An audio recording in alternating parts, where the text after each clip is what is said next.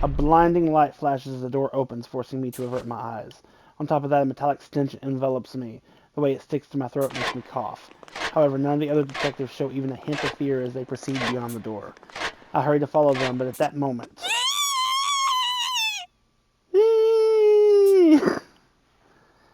Doleful's cry echoes out. As I step into the room, the first thing I see is the ground dyed in crimson. The red spreads across so much of the floor that at first I mistake it for a carpet pattern. There's no way that that's the case. Despite my hateful disbelief, the smell-filling air tells me that this is blood. With each breath, the metallic stench fills my lungs, my stomach, my whole body. I'm assailed by an overwhelming urge to vomit. If I lose focus for even a moment, I know I'll wind up spilling my guts out. Upon closer inspection, I notice something floating in an ocean of gore. It's large and reminds me of a caterpillar. 4 other long, thin objects surround it. In a way, they resemble a quartet of lifeboats, all rowing in different directions away from a sinking ship. But in truth, they're human limbs, scattered across the floor. Before us is a scene devoid of life. A man whose name I don't know gazes at me, his head half submerged in the sanguine sea. My eyes are transfixed as I stand there in a daze. There's a biting chill as if the temperature has dropped by quite a few degrees. My hands and legs tremble. I can barely stand.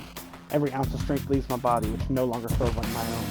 I muster up all the willpower I can, only to topple over on the spot. This is all just a bad dream? First crime scene, huh? I know it's hard to take in, but try not to look away. Without any concern to spare for me, Workaholic walked towards the pool of blood.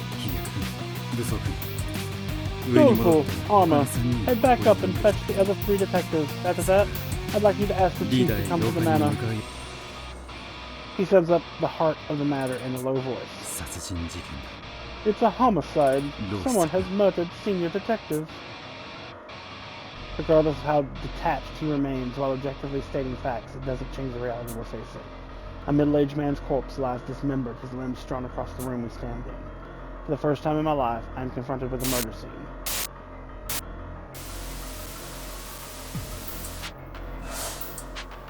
Chapter 1, The Case of the Dismembered Detective. I stand in a corner, my mind completely blank.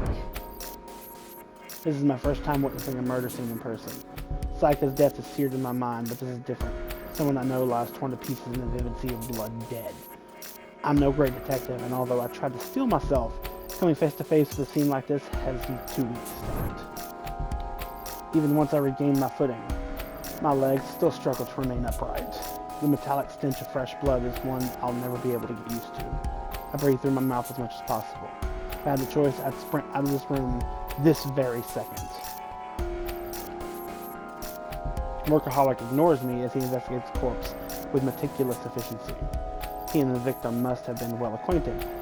His pained look when we found the body suggests that his mental burden is far greater than mine. Yet despite that, he shows no sign of weakness.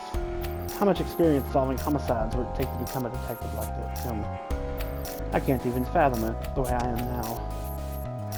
The other detectives who had been summoned by Doleful are unable to hide their shock at the sight. What's the big idea here? I thought Pop's supposed to have made it. Did he get off while we were rushing over here? That's like so sad it's not even funny. But that doesn't make any sense. We arrived at the manor 20 minutes after seeing the detective's message. For someone to chop up a body to this extent, hide the weapon, and escape in that amount of time is scientifically impossible. This level of blood loss would preclude livor mortis. And rigor mortis hasn't even set in. I may be stating the obvious, since he called us just prior, but the state of coagulation indicates that he was killed less than half a day ago. Let's re-establish the order of events. Senior contacted us at 12:40. We then split into the team and headed into Gorgon Geist from Schnarch. Since we arrived right at 13, we can safely assume the crime occurred in the 20 minutes it took to travel from the facility to the manor. Question, teacher. Isn't there a chance that the criminal could have, booked it before we left Snarks? Not at all. We headed to Gorgon Heist As soon as Senior contacted us, had the killer tried to escape, we'd have surely seen them en route. Thus the killer must have been within the manor when we arrived. I can hoof it for days, but it'd still take me 10 minutes to run down the hill to the facility. Your theory checks out. So the key question is this: is the perpetrator still inside? Let's consider the time frame for when they could have made their escape. We found incompetent in the entrance hall and spoke for a time. We made our way upstairs 15 minutes later, so around 13:50. After that, thanks to Rowdy and Techie, we discovered the hidden passage at 13:34. You can see the entire entrance hall from the corridor before the hidden passage, so escaping undetected would be a challenge. If the killer was in the manor, the only chance to escape would be the 20 minutes we spent investigating the second floor. Ergo, it is highly probable that they are, in fact, still within the manor. But wouldn't 20 minutes be more than enough time to slip away? You could make it outside easily enough, but the real problem comes after the fact. There's only one path from here to Snox, and no place to hide. This would be if you were seen from a window. It simply isn't realistic. Exactly. I actually made a point of checking out the windows, but I didn't see anything or anyone suspicious. Hold up! No one's in the entrance hall right now. Isn't that, kind of sketch? Like, they could totally escape whenever. Oh, that's perfectly alright. The chief is heading over from Snox as we speak. If the killer tries to flee now, they'll certainly get caught before they make it down the mountain path. Which means the foul slayer doesn't indeed still lurk within these walls. Alright then! In that case, let's head back up on the double. It's time for a good old-fashioned man-and-mouse hunt. Just a moment. There's a more viable method than hiding up in the manor for all this time. Workaholic points directly at me, trying to focus on the other detectives. Incompetent. If you're the killer, then there is no issue regarding the timing. It would all be entirely feasible. Huh? My voice cracks as I'm caught completely off guard. Me, the killer? How does that make any sense? It's simple. All you need to do is hack up Senior, lie in the entrance hall faking unconsciousness, easily done in 20 minutes. If the culprit was unable to escape the manor, we can only assume that said culprit is you. What are you saying? There's no way I could chop someone apart in 20 minutes. Not to mention all the wires that were set up along the underground passage. How would I have gotten past those? I raised my voice in protest without thinking. Even with armor and Dolfo's help, getting through the passage took 5 minutes. It's hard to imagine anyone like me with no special traits making it through so quickly. There's the real conundrum. I figured you'd use some sort of trick. At any rate, I doubt it's necessarily impossible. What do you mean?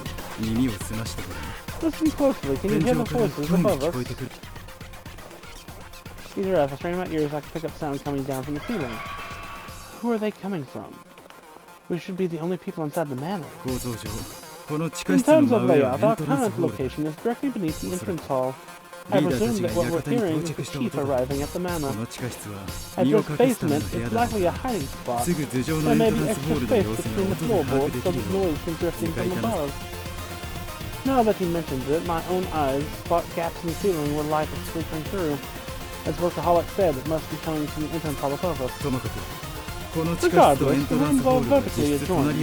One could greatly reduce the time required to move between them by means of some gimmick. You could say tamper with the floor of the entrance hall, creating a gap wide enough for a person to slip through the basement ceiling. Workaholic's relentless reasoning leaves me overwhelmed. Even if there is a gap, there's no way someone my size could fit through it. Still, he's right about one thing. The entrance hall and the basement are awfully close together. How can I possibly clear my name now that we know it's possible to move between them? Aren't you jumping to some major conclusions here? It's not like you could prove there isn't a hole connecting the ceiling to the entrance. Your whole probatio diabolica bit is just bullying him into a corner. Like, talk about a total mood killer. Lady Downtown has the right of it. So long as any such gimmick remains hidden, your accusation is out of the question. Perchance my plasma knuckles, capable of winning any bout, could make such a hole, but still, a punched out hole wouldn't close back up anyway. First things first, it isn't even possible to dismember an adult male to this extent within 20 minutes. Even if the killer themselves is male, they would need an extremely deft-handed amputation to pull off something so difficult. Not like you need to skin them or bleed them. Any hunter could do it. Hell, it would be a snap if I was the crook. So it's safe to assume you're the culprit then. I'm just better good at all. There'll be no time to deal with all the spurting blood anyhow. Actually, I'd say there was. Workaholic probably shares my thoughts on this. So you notice as well, it's true. One could dismember a body in a short span of time if they use those wires we encountered. As he speaks, Workaholic holds up a blood-drenched wire. Unpleasant as it is, I'm reminded of how easily Dolphin Detective's leg was cut earlier. You mean someone used this wire on Senior Detective? Yes, in fact, it's possible the Senior Detective was already wrapped up in these wires when he got in contact with us. He may have done so under duress, after which the wires were pulled, slashing him into pieces. All that remains then is for the culprit to escape. I chanced on one of those wire skins and I went to get the others. My foot happened to slip on it since she was coated in blood. Based on the amount of blood, this is clearly not the same wire you first encountered. The killer must have anticipated us getting past the wires in the past and discarded it on the floor there. Or perhaps the killer themselves set the traps in order to hide the murder weapon. Either way, we have no other recourse but to suspect incompetent for now. Speak up if you have any objections. I didn't do it! I shout on an impulse. Regret fills me almost immediately. I'd say the same thing if I was guilty as would anybody in my shoes. I refuse to believe incompetent did it. But that's all the more reason for us to find out what really happened. Agreed. I don't want to accept that a fellow DA member can do such a thing, but as a detective, pursuing the truth is paramount. Workaholic fixes me with a steely look. I want to speak up, but don't know what to say. I've reached my limits just processing all of these theories. There's no room for me to make my own deduction. Hold up, ain't the idea of incompetent being the perp a bit too far-fetched? Yeah, it's me, we got the wrong guy. You have evidence to support this. I'd like to know why you don't suspect incompetence. Call it a gut feeling. I'm usually dead on the money with these sort of things. That's downright scientifically impossible. We need to base our investigation on some proof and logic. Back off, Poindexter. You looking for a fight? Okay, time out. No more fighting, guys. Like, seriously harsh on my vibe. But the little punk was the one who... Look, it's not like Techie said he full-on suspects incompetent or whatever, am I right? Precisely, I simply believe it's too early to confirm or deny that hypothesis. We can't rule out either conclusion yet. The culprit could have fled, but he could also still be inside the building. Sorry about that. I might have gotten ahead of myself there again. Workaholic claps his hands, interrupting the discussion. It appears we have a number of opinions. Let's investigate this individually after that. Halt, Sir Workaholic! We have many detectives assembled here already. Ought we not to join forces and confront this case together? Perhaps, but even in a short amount of time, our conflicting opinions have already come to light. Each of us seeks to tackle this case through a starkly different approach. Collaborating in these conditions would only work against us. I concur. I'll proceed with my investigation in my own way, calmly and scientifically. What's that with that glare? You had born to pick on me or something? I apologize. At the end of the day, I'm human. I'll get where I need to by following my heart. That alone ought to disqualify you from this line of work. Like hell? It's all over once that detective forgets what it means to be human. Oh my god. Just pull it already. I'm literally just asking you not to fly off the handle. Downtown does her best to intervene as Rowdy shouts at Techie. Doleful stands beside the three of them, flustered and directionless, as Armor and Workaholic continue their heated debate. It doesn't seem like the investigation is going to start anytime soon. And just like Workaholic said, everyone's playing this by their own rules, so no one is taking the lead. Everyone? I want to suggest we all work together, but the words die in my throat. There's no way I could be so bold when I'm the prime suspect. I know that, and yet I feel like I need to say something. My fist clenches. Unlike me, each of the detectives here has their own talents and strengths. It's my incompetence that really drives home how amazing they are. But that's exactly why I need to speak up. Now's not the time for arguing, wouldn't you say? I chime in, but my voice comes out so softly that no one hears me. Together, these detectives could solve any case, and yet here they are arguing. That angers me far more than being a suspect. I failed to save someone again, even though Senior was so close by. What's the point of being a detective if all I can do is sit around and watch these things happen? My self-loathing mounts as I listen to them bicker amongst each other. My position in this situation doesn't matter. What happened to me isn't as important as getting these detectives to work as a team. Everyone, please, listen! The other detectives turn to face me. Naturally, they all look rather dubious. I falter for a moment, but desperately push on. I know a lot of you suspect me. That's fine. There's a lot to suspect, and I understand that. But can't you at least try to cooperate? Cooperate? That's a tall order. Our personal modes of investigation are hardly compatible.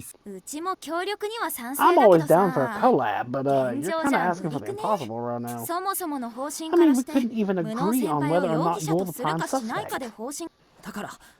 That's why I want everyone to agree on what direction to take. What direction to take?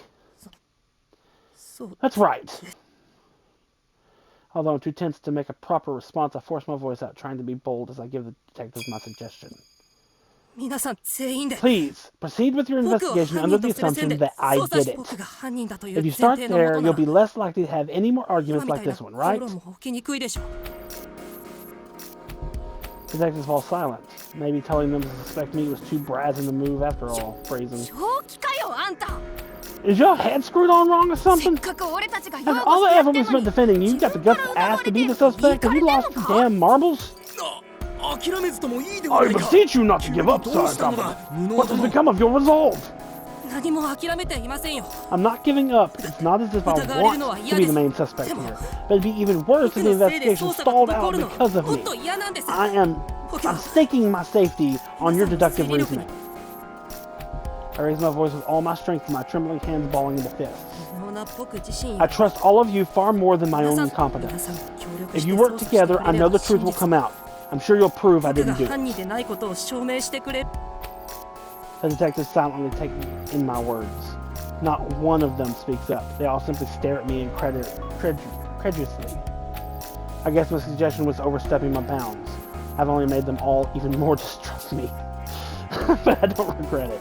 I'd much rather have these outstanding detectives suspect me than continuing arguing in vain.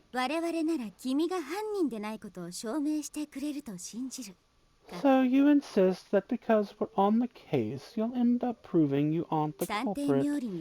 Such words make one feel blessed to be a detective. Isn't that right, ladies and gentlemen? I hear a cold, beautiful voice behind me. My breath catches as I turn around. Just how should we respond when a suspect gives a statement like that? Continue to argue, never to find any common ground, or take action. Swiftly and promptly, I eagerly await your answer. Her hair is white as snow, her gleaming eyes purple like hydrangeas, her skin smooth with features like a porcelain doll. At our back stands a far from ordinary girl. The others are visibly thrown off by her arrival. It's clear that she stands out even among these prominent detectives. Chief, why are you here? Specified that I would meet you at the entrance when you arrived. Do you truly believe I would wait idly by when my dear friend Senior has been murdered? Out of the question. I left our colleagues to themselves and went ahead on my own. The girl workaholic called Chief speaks without a hint of timidity. Footsteps sound out from the passage. Evidently, the other detectives followed her lead, heading to this room. Well, we never told you about this basement, did we? We fixed it'd be better that way, so no one would get hurt inside the tunnel. I noticed an echo beneath my feet upon entering, so I placed my ear to the floor. And what should I hear but your voices? From there I deduced the general layout and discovered the secret path that had been left open. Hardly a mystery, really. The chief shares her amazing feats as though they were simply a matter of course. We worked so hard to find this underground room, and yet she found it by merely touching the floor. No wonder the others looked shocked. Tee. Huh? I startle as the girl gives me a smile. Compared to how she treats the others, her gaze on me feels more personal. No, I'm probably mistaken. I must be. So you're the newcomer I've been hearing about. I am Ideal Detective. I lead the team working to stop the quartering Duke. Your spirited appeal earlier was admirable. I'm expecting much of you, so keep at it, and never hesitate to share your thoughts. I apologize for losing my composure just now. Once the other detectives arrive, I'll brief you on the situation and give my impression. Thank you, workaholic. That would be much appreciated. But first, allow me to clear up a certain misconception you seem to be laboring under. Each and every member of the quartering Duke investigation is a suspect. You, I, or any of us have the means to carry out this murder. What? Commotion erupts as the detectives speak over each other, which of course is unsurprising. Other than me, nobody else was in the manor at the time the senior detective died. On top of that, this murder requires enough time for a full dismemberment. In what possible way could he have been killed? Ideal has only just arrived here, but her hydrangea-like eyes glimmer like gems, as if they've picked up on something. The outline of the case is clear. All that remains is for us to pool our efforts and ascertain the reality of the situation. With that, ladies and gentlemen, I do believe it's time to make our reprisal. Soon enough, the other detectives join us at the scene. Damn it! Senior! To think your time would come so soon, just how many trials does the Lord expect us to endure? I vow that I, Mystic, shall send the culprit straight to hell. Mark my words, quartering Duke, the flame below burns hot. But you weren't even close to Senior, the girl said, coldly stating the fact. You must mark our bond, Bookie. Members of the DA are spiritually bound soulmates. The extent of our interaction is irrelevant. Repulsive spiritual intimacy aside, I concur the quartering Duke must pay, the girl said, fist shaking at the thought of her adversary. A middle-aged man in an anachronistic Western garment and a black-haired girl clutching a hardcover book approached the body, chatting. The man has the mien of a seasoned veteran. The girl, on the other hand, looks around 10. It doesn't flinch at the sight of the corpse. Both of them must be experienced detectives. Hey, Posh! Rank number 5 in the DA have already arrived at the crux of this mystery. The woman, dressed so elegantly that she looks out of place, jabs a finger at me. Our culprit is a commoner found unconscious and competent detective. The hastily hidden knife on the second floor proves he was unable to escape. Oh dear me! There I go again, demonstrating my incredible acumen. Perhaps this time I took the reins as chief instead. Now, hold on a moment. Didn't Ideal reject that theory just now? I beg your pardon, her theory is the one that's utter hogwash. I'm sure, isn't that right, Gourmet? The woman called Posh Detective speaks to someone in a motorcycle suit, who smiles as if she's enjoying herself. I wonder about that. Anyway, I don't smell Renegade lingering around. Where does he go? Snack break? Upon arriving, he decided to abstain, stating that his case didn't interest him. I imagine you'll find him napping in the first floor living room. Napping? Even though a senior detective alleging that Narfield has been killed? I never. What is that man thinking? Renegade's non-conforming nature is a strong suit. I'm sure he'll put the talents to use later on. But leave him be for now. Lenient leadership like this is why high-ranking agents defy your orders. Classified detective and detective gentlemen didn't even deign to show up. On the honor of the Pinkerton's name, I swear that I will wrest the title of chief from you. Adele doesn't flinch and merely smiles at Posh's belligerence. Thank you, Posh. Zealous subordinates such as yourself allow me to plunge into my work without fear, despite the risk. Should the enemy ever succeed in removing me from the front lines, I entrust the Detective Alliance to you. I beg you not to speak such ominous things, you overachieving, far surpass mine. Nothing of the sort could ever happen. I shall supplant your position by my own merits. Be sure of it, my destined rival. Workaholic explains the situation to those who arrive from the facility. Once he's finished, Ideal Detective addresses us. As you can see, Senor, believed to be the last surviving member from the Detective Alliance headquarters has been murdered. Which means, in all likelihood, that the perpetrator is part of the DA as well. Tensions rise across the room. Some detectives look at each other, while others turn their gazes at me. It doesn't seem like they're going to stop suspecting me at any time soon. That common pleb simply must be the killer. My high-born brain cells reassure me. I agree, rationally speaking, no one but incompetent could be the culprit. Oh, you too are common birth. Your words ring true. I grant you leave to sing my praises, Workaholic, loud and clear. I wasn't actually praising you. Let's begin by clearing up the most fundamental misapprehension. Incompetent detective is no intruder. I personally invited him to our meeting as a formal member. You personally invited him, but why? Workaholic addresses the elephant in the room. Even I'm hearing this for the first time. I have no idea what she intends for me. As if sensing my confusion, Adil's eyes meet my own. Those hydrangea-hued irises implore me to trust her. It's simple, really. I wish to have the person I trust most at my side. He may not remember, but he once saved my life. I consider his potential abilities to be no less than extraordinary. I requested that senior detective invite him to the island, but I didn't anticipate his method would involve kidnapping and confinement. Workaholic's mouth hangs open as Ideal Detective casually explains the unexpected. Which makes sense. This is an extreme mixture of business and private affairs. I can tell he's in no state to even begin questioning her. Not to mention I'm quite surprised myself. I saved her life? But we've only just met. I have more questions than I can count, but at the very least, this does make me seem a bit less suspicious. Now is not the time to make any clumsy comments, so I stay quiet and let Ideal Detective take the floor. Is that really it? Something smells fishy to me.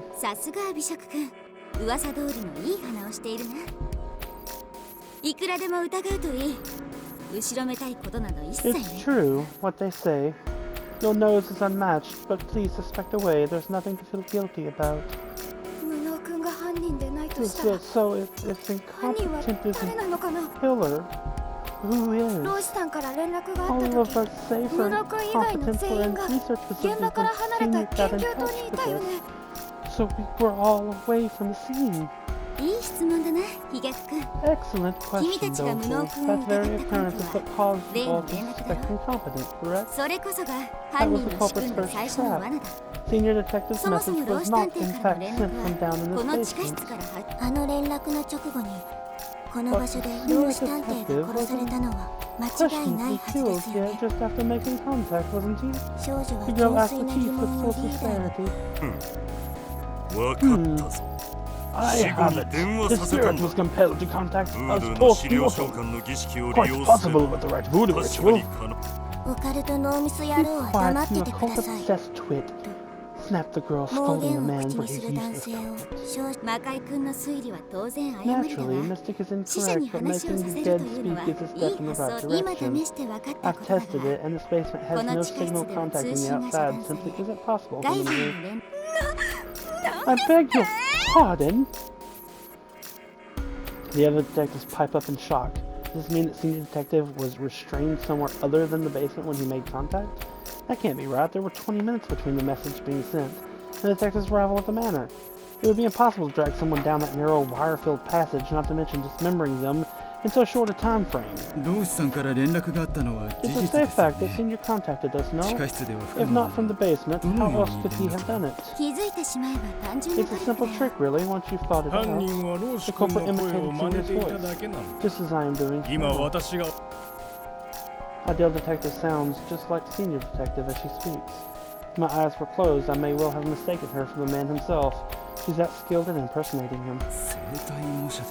Vocal mimicry, That's certainly a possibility if the killer is the kind of person I imagine them to be. Vocal mimicry. I've heard about this historical skill from my mentor. It originated from Edo period theater. He told me how they were established modes of practice, and that in the DA, where disguises often came in handy, many were experts in their art. Though I doubt I could ever master it, no matter how hard I tried. Is that why you're so certain the culprit is part of the Detective Alliance? If the traitor lurks in our midst, then the massacre at Snarks would be plausible enough, as is the idea of a fake message from Senior Detective. Such criminal acts would be feasible for other detectives, paradoxically increasing the odds that one is indeed the culprit. Exactly, a mere intruder killing 22 recent facility detectives would be inconceivable. This was most assuredly an inside job. We were unable to control our turmoil when we discovered the bodies in the facility, and so did the traitor among us abide their time. The killer would have an easy time manipulating us to recall, far easier time than slipping us through a ceiling in St. Paul. Hold up! I don't care. I don't care how cool detectives are. No way they can just copy people's voices. Verily, my training earned me mighty views, yet my vocal cords remain middling at best. Such mimicry is out of the question. I'll concede that it couldn't be normally done, but we are facing someone who easily slew a dozen of our comrades. No normal killer, to be sure. If we are professionals in logic and reason, then our opponent is a specialist in homicide. One or two impossible feats would hardly faze them. Don't let your perceptions limit your perspective. Bodily alterations, unfeasible acts, a murderous fiend will stop at nothing to achieve their aims. Both of them fall silent at Ideal's detective's words. Her persuasiveness holds a weight that brooks no argument. And this is where we're going to end this one today. If you like this video, hit like. If you want to see how this story progresses, hit that subscribe button, and we will find out together. And I will see you all next time. Bye-bye.